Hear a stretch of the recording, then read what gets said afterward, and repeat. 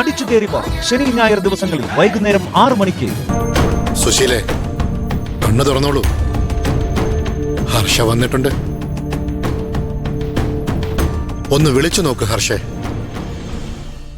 ഹർഷ എത്തിയെന്ന് ഉറപ്പിച്ചോട്ടെ.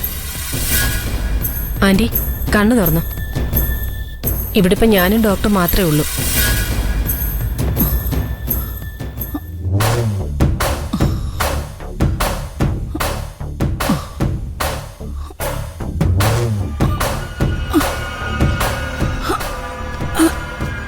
എന്നാലും ഇതൊരു വല്ലാത്ത കിടപ്പായിപ്പോയി. എനിക്ക് പുറത്തിറങ്ങാറായില്ലേ ഹർഷേ? ആഹാ, ഇതുവരെ സീരിയസ് ആയിട്ട് കിടന്ന ആളല്ലേ, പെട്ടെന്ന് ചാടിപ്പോവാൻ പറ്റുമോ ആന്റി? നാളെയെങ്കിലും ഇവിടെ നിന്ന് ഡിസ്ചാർജ് വാങ്ങി പോണം. വീട്ടിൽ റെസ്റ്റ് ചെയ്യാമെന്ന് പറഞ്ഞാൽ മതി. മാനേജ്മെന്റിന് കൂടുതൽ റിസ്ക് എടുക്കാൻ പറ്റില്ലെന്ന് പറഞ്ഞിരിക്കുകയാണ്. പെട്ടെന്ന് പേയ്മെന്റ് അങ്ങ് അടച്ചാല് മെഡിക്കൽ റിപ്പോർട്ട് ഞാൻ എഴുതി വെച്ചേക്കാം. പിന്നെ ആർക്കും ഒരു ഡൗട്ടും ഉണ്ടാവില്ല. നിങ്ങൾ സംസാരിച്ച ഒരു തീരുമാനമെടുത്തിട്ട് പറഞ്ഞാൽ മതി.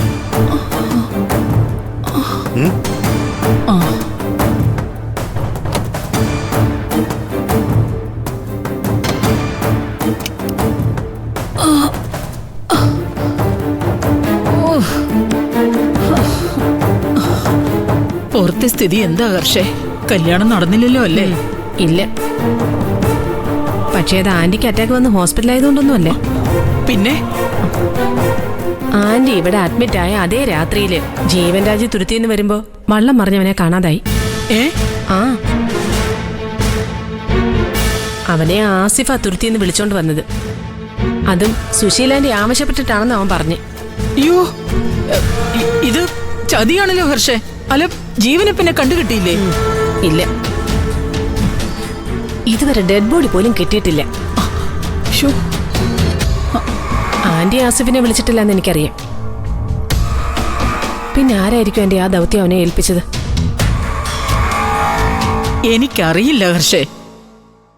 എന്റെ പേര് പറയാൻ പറഞ്ഞതിലും അതിലെന്തോ കെണിയുണ്ട് ഹർഷേ. അവന്റെ പിന്നിൽ ആരാണെന്ന് അവന് മാത്രമേ പറയാൻ പറ്റൂ. പിന്നെ ആസിഫ് ഇതേ ഹോസ്പിറ്റലുണ്ട്. ആണോ? ഇവിടെ വെച്ച് അവൻ ആന്റിയുടെ പേര് പറഞ്ഞത്.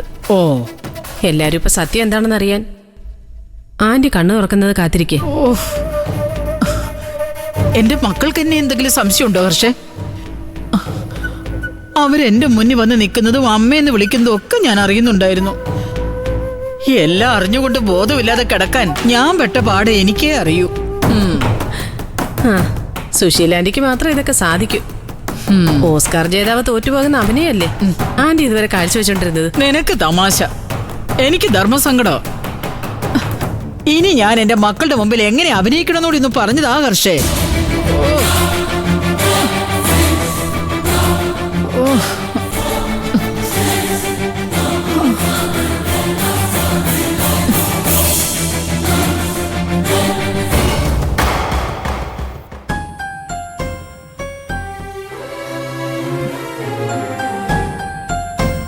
സോനെ, എന്തായി?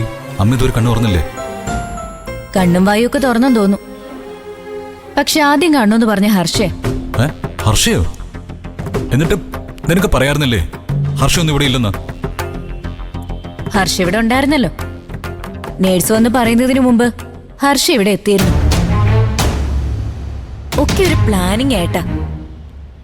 ഡോക്ടർക്ക് പോലും ഇതിൽ പങ്കുണ്ടെന്ന് എനിക്ക് തോന്നേ. പക്ഷെ എന്തിന്? ദിവസങ്ങളോളം എന്താ ഇങ്ങനെ ഐസിയു കിടന്നിട്ട് അമ്മയ്ക്ക് എന്ത് നേടാനാ?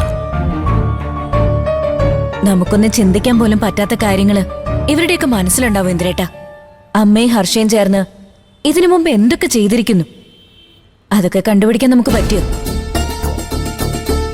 പക്ഷേ ഇത് നമ്മൾ കണ്ടുപിടിക്കും സോനെ.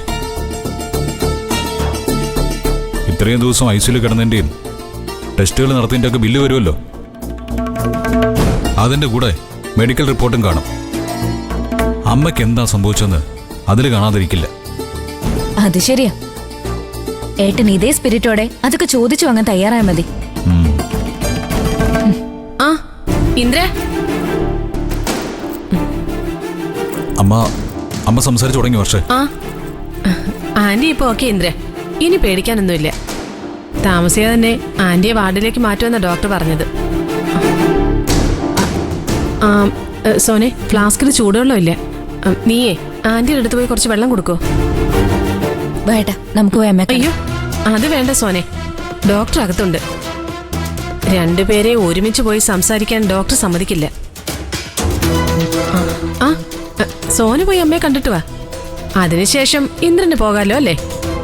ശരി, നീ പോയിട്ട് വാ സോനെ, ചെല്ല്.